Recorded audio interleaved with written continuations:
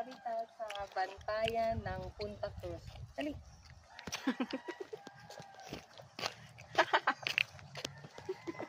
Sa bantayan ng Punta Cruz. So, mga paring Recoletos ang nagpatayo nito. Hala ka na siya.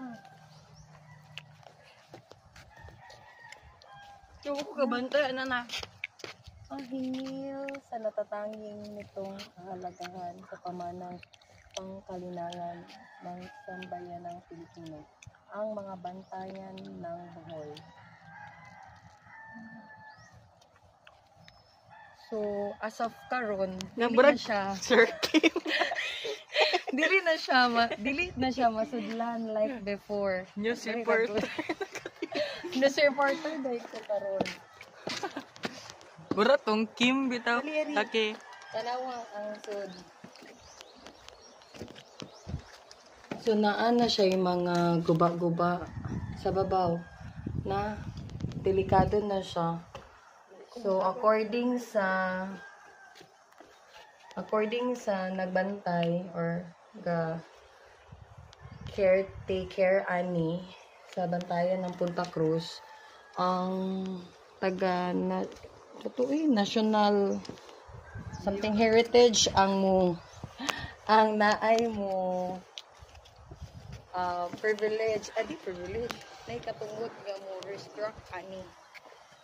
So mali siya.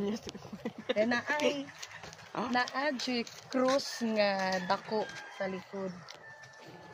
Gawat na yun. Gawat tayo guys. So inyo makitaan naay dagat sa ayahan. Hindi ko lang ganito eh. Hawin ang kamote. Hari. Ako. Ikaw do.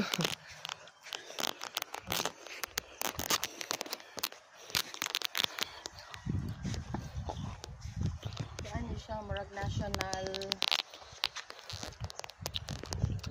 appeal ni siya sa mga giampingan kay para sa ano yung